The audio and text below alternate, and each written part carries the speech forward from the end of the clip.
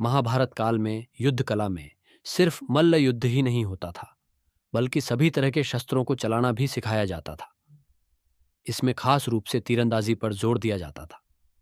कर्ण जानता था कि परशुराम सिर्फ ब्राह्मणों को अपने शिष्य के रूप में स्वीकार करेंगे। सीखने की चाहत में उसने एक नकली जनेऊ धारण किया और एक ब्राह्मण के रूप में परशुराम के पास चला गया। परशुराम ने उसे अपना शिष्य बना लिया और वो सब कुछ सिखा दिया जो वे जानते थे। कर्ण बहुत जल्दी सीख गया। किसी भी अन्य शिष्य में उस तरह का स्वाभाविक गुण और क्षमता नहीं थी। परशुराम उससे बहुत खुश हुए। उन दिनों परशुराम काफी बूढ़े हो चुके थे। एक दिन जंगल में अभ्यास करते समय परशुराम बहुत थक गए। उन्होंने कर्ण से कहा, वे लेटना चाहते हैं। कर्ण बैठ गया ताकि परशुराम कर्ण की गोद में अपना सिर रख पाए। फिर परशुराम सो गए। तभी एक खून चूसने वाला कीड़ा कर्ण की जांघ में घुस गया और उसका खून पीने लगा। उसे भयंकर कष्ट हो रहा था और उसके जांघ से रक्त की धार बहने लगी।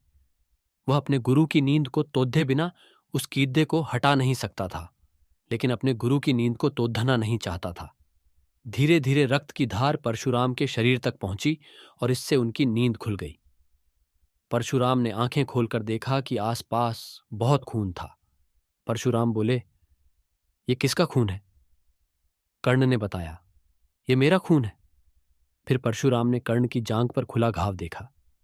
खून पीने वाला कीड़ा कर्ण की मांसपेशी में गहरा प्रवेश कर चुका था। फिर भी वह बिना हिले डुले वहीं बैठा था। परशुराम ने उसकी ओर देखकर बोले, तुम ब्राह्मण नहीं हो सकते। अगर तुम ब्राह्मण होते तो एक मच्छर के काटने पर भी तुम चिल्लाने लगते, इतना दर्द सहकर भी स्थिर बैठे रहना। ऐसा तो कोई क्षत्रिय ही कर सकता है। कर्ण बोला, हाँ, मैं ब्राह्मण नहीं हूं, कृपया मुझ पर क्रोधित न हो। परशुराम अत्यधिक क्रोध से भर गए।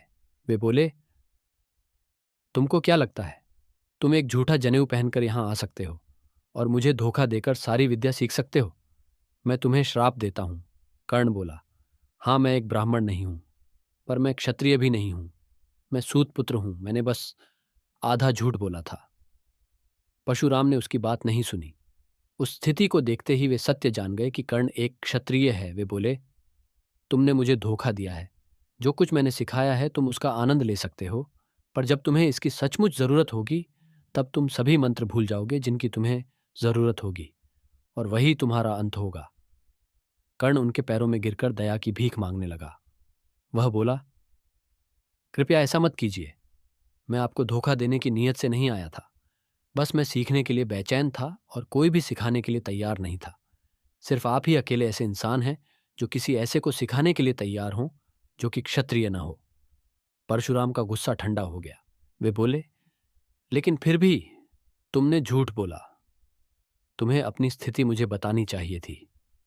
तुमको मुझसे बात करनी चाहिए थी, पर तुम्हें कभी झूठ नहीं बोलना चाहिए था। मैं श्राप वापस नहीं ले सकता, पर मैं देख सकता हूं कि तुम्हारी महत्वाकांक्षा राजपाट पाने या शक्तिशाली होने की नहीं है। तुम सिर्फ यश चाहते हो और तुम्हें यश मिलेगा। लोग हमेशा तुम्हें एक यशस्वी योद्धा की तरह याद करेंगे, पर तुम्हारे पास कभी शक्ति या साम्राज्य नहीं होगा और तुम कभी महानतम धनुर्धर के रूप में भी नहीं जाने जाओगे, पर तुम्हारा यश हमेशा बना रहेगा, जो कि तुम्हारी चाहत भी है। इस श्राप को लेकर कर्ण भटकता रहा। वह शिक्षा पाकर खुश था, खुद के सामर्थ्य को लेकर भी बहुत खुश था, पर वह इसे कहीं प्रदर्शित नहीं कर सकता था, क्योंकि सिर्फ क्षत्रिय ही युद्ध या प्रतियोगिता में भाग ले सकते थे। वह आंखें बंद करके किसी भी चीज पर निशाना लगा सकता था, पर अपने कौशल को प्रदर्शित नहीं कर सकता था। उसे बस यश की चाहत थी, और उसे यश प्राप्त नहीं हो रहा था